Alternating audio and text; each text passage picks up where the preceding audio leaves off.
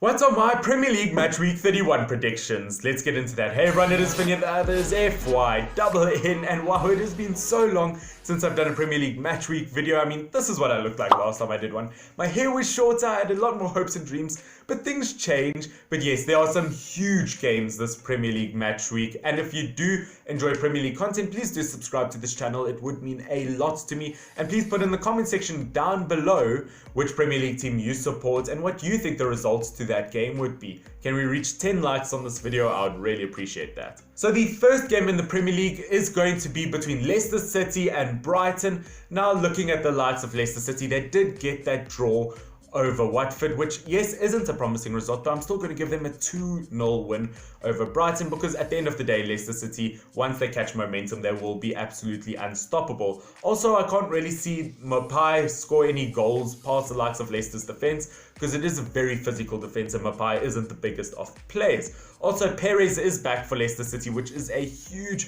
boost for him, and apparently Mark Albrighton is looking much more in form according to Brendan Rodgers, which is once again a huge boost for Leicester City. So I do have to give it Leicester City's way. But I mean, versus the likes of Arsenal, I think Brighton looked really good defensively. I think also Matt Ryan in the goalkeeper position looked really world class, and the only goal he conceded, I don't think he could have stopped that goal from Pepe.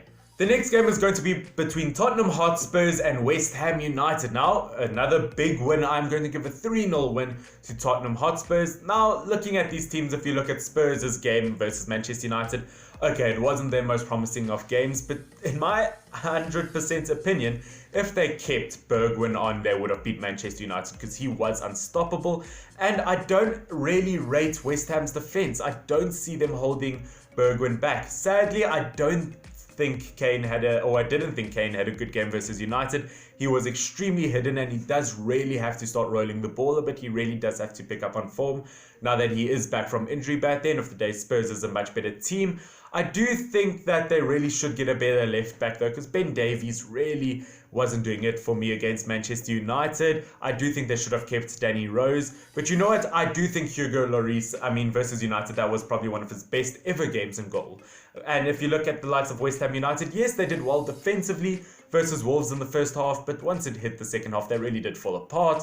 Anderson really was extremely, like Harry Kane for Spurs, very hidden, and once Lanzini came on the pitch, then West Ham started to look a bit stronger. But they do have the third worst defense in the Premier League, so I am going to have to give this one to Spurs. Manchester United versus Sheffield United is next. Now looking at Sheffield United, they've only got one less win in the Premier League than Manchester United, which shouldn't be the case, just because I do think Sheffield United 100% should have won that game versus Aston Villa. The ball crossed the net, it crossed that line, should have been a goal. But you know what, of course VAR messed up there, which that is my problem with VAR.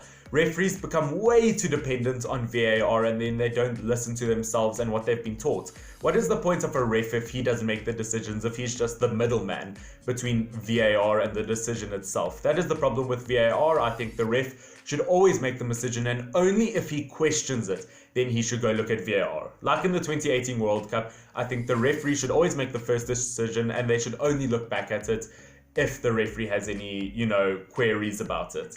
Yeah, Manchester United, I do think they looked strong versus Spurs, and especially in the first part of the game and the last part. Maybe there was a middle section where they did struggle, but defensively, I do think United need to work, because they were not good versus Spurs defensively, especially when it came to positioning. Of course, De Gea made another mistake, which I'm really starting to get annoyed, because there are only so many mistakes you can make as a Manchester United goalkeeper, and that did annoy me. But in midfield-wise, once Pogba and Fernandes were on the field, they looked so strong, and I think Marcus Rashford had a pretty good game versus Spurs. He was unlucky not to get some of the points, and to be honest, I can see them scoring a lot of goals. That's why I can see a huge 3-0 win versus Sheffield United. Not because I don't rate Sheffield United at all, but in terms of our attack and our midfield at Manchester United versus Sheffield United's defense, I just view United as stronger. The only really convincing thing is maybe Henderson in goal, because he, of course, had a really good season. But yeah, other than that, I don't really see it going Sheffield United's way.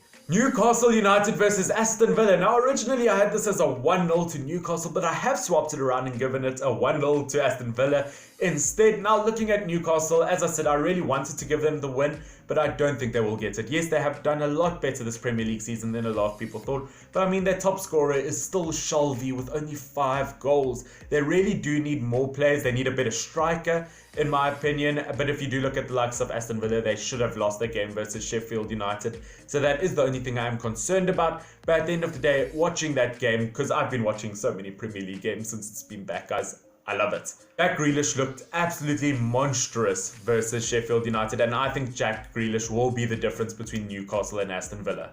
Norwich City versus Everton. Now this is going to be another pretty comfortable win. I'm going to give it a 2-0 away win to Everton over Norwich, because looking at Norwich, they just got that huge defeat to Southampton, and to me there was no redeeming factors for Norwich City. I mean, looking at them, the only player who did semi-well in my opinion was Cantwell, but past that, I didn't really see a lot past that. I mean, Sheffield United really made Norwich's defence look poor, which, I mean, to be 100% honest, looking at Norwich's defence, they really did look like headless chickens. You would not assume that they were Premier League worthy defenders, which is a sad thing to say. So I am going to have to give this one to Everton with a big 2-0 win. I mean, if you look at the likes of Calvert-Lewin in the striker position and Richarlison, both got more than 10 Premier League goals this season, which just shows the kind of form that they've been in, and I think they'll be very hard to stop. The only concern I do have about Everton is the fact that before the break, they did get that huge 4-0 loss versus Chelsea. They got that 1-1 draw versus United,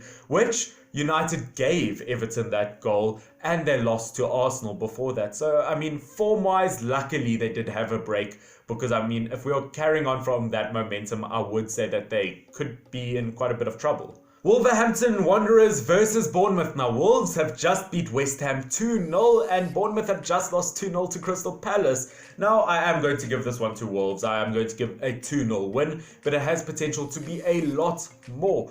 The only thing that does worry me is the fact that Wolves have drawn almost half their games this Premier League season. They did have somewhat of a slow start versus West Ham, but you know what? Once they brought on Adama Traore, they looked so unstoppable. I mean, Traore at the end of the day is an absolute beast and cannot be stopped. He looked so good, and versus the likes of Bournemouth's defense, I can't see them stopping him whatsoever. 9 clean sheets in the Premier League for Wolves. I think that Bournemouth will really struggle to score past them, and I do have to say that Wolves on their day look like an extremely well-oiled machine. Now, if you look at the likes of Bournemouth, as I said, the reason I'm giving them the loss, they just got that loss to Crystal Palace, and at the end of the day, Bournemouth, apparently Eddie Howe, the manager, is thinking of not playing Fraser for the rest of the season, which, I mean, is a pity, because on his day, he's probably the best player at Bournemouth, but Eddie Howe says that because he's not focusing on Bournemouth, that he's focusing on moving away Fraser, that he doesn't want to play him anymore, which,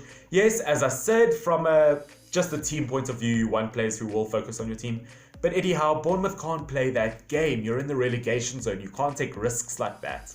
Liverpool versus Crystal Palace. Now, I think this will be a huge win to Liverpool, a 4-0 win, which is a pity, because I'll explain why in a few seconds. I mean, if you look at Liverpool, I think they really desperately needed this 2-month break, because before the break, they just got a slight 2-1 win over Bournemouth, 3-0 loss versus Watford, and a 1-0 win over Norwich. So, I mean, they really were losing form, and I don't think they've actually been that good this season, Liverpool. I think they have scraped a lot of wins, and if you look at the like of Crystal Palace versus Bournemouth, they looked so strong. Ayew having pretty much the season of his life. I think Cahill did well defensively, and Crystal Palace have a really good goalkeeper. Now, the reason I am making it such an obvious win to Liverpool at the end of the day, you might be confused then, is because I can just see in the headlines, Liverpool are back better than ever. Which, I mean, as I said, I think that they are grateful to have this 2-month break, because all their players are now rested and they can come back stronger than ever. Burnley versus Watford is next. Now, this is recorded before the Burnley versus Man City game, so I'm not sure how that's going to go. I'm going to assume that Man City will beat Burnley. But other than that, Burnley have not lost since the 11th of January, which is pretty good. They've gotten some huge wins in the Premier League. Defensively, I think Pope is probably one of the best goalkeepers this Premier League season, without a doubt. Defensively, they've looked really strong. And Chris Wood, 11 goals in the striker position. I think he's had a pretty good season overall. It's definitely one of his best. And if you look at the likes of Watford, they did have to scrape that win versus Leicester City. It was a draw, which, once again, pretty promising. But at the end of the day, I am going to give this one to Burnley. It's going to be one of the closer games. 2-1 win to Burnley. That's going to be my opinion. But the only problem I have with them is where their goals are going to come from, because their top scorer is Troy Deeney this season, who has only got 6 goals. The only reason I think that they will stand a chance versus Burnley is the fact that they've got really good fast passing that could really do them a lot. Southampton versus Arsenal is next, and guys, this is going to be the first draw of this match week, which, yes, I am sorry, I know that's not what you expect. You would expect, obviously, a win from Southampton. Of course, that is a joke, but guys, at the end of the day, Arsenal are not the team they used to be. They just lost 2-1 to Brighton, and it was their first time they lost to Brighton twice in Premier League season ever. So you know what, I really just don't back Arsenal in this whatsoever. Plus, their main goalkeeper is out for the rest of the season, apparently. I mean, Torreira is out with injury as well. Socrates is out with injury. David Luiz really has lost confidence since his game versus Man City. That leaves Mustafi. I think that explains it. But at the end of the day, I do think Southampton is looking really good attacking-wise, especially you saw that versus Norwich.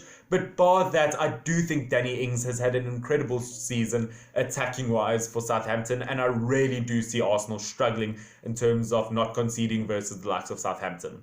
Chelsea versus Man City is the big game this Premier League match week, and it is the last game. And guys, I'm going to give a 3-2 win to Manchester City. Now, I'm not too sure what's happening in terms of Timo Werner, because if Timo Werner has officially made this move, which he has, but if he actually starts or plays versus Man City, then I'll swap the results to a 3-2 to Chelsea, which I'm not too sure what's going on quite yet. So in the meantime, I am giving it to Man City, which I think Timo Werner will add so much to this Chelsea team. The only reason I do think at the moment that Chelsea would lose is just because, you know, there's so much quality and depth for Man City, especially since there are 5 substitutions allowed at the moment in the Premier League. I think that will win it for Manchester City. Now, looking at the City team, look, the only doubts I have is they weren't looking too confident versus Arsenal. I mean, Arsenal literally, David Luiz gave City 2 of the goals. So, you know what? Wasn't the best for Man City, although it was a good 3-0 win. I do almost have some sort of faith in the likes of Chelsea. I am a bit worried because Tomori in the centre-back position for Chelsea is injured, so hopefully that won't harm them too much. Guys, those are my Premier League Match Week 31 predictions. I hope you have enjoyed them. Please do subscribe if you are not subscribed, and do like if you did enjoy this video. Once again, if you haven't seen my RB Leipzig FIFA 20 career mode series, there it is, and there's a video that YouTube suggests for you, and click on this icon to subscribe to my channel. I'd really appreciate this. Guys, this has been Finn, FYWN. I do love every single one of you. Cheers.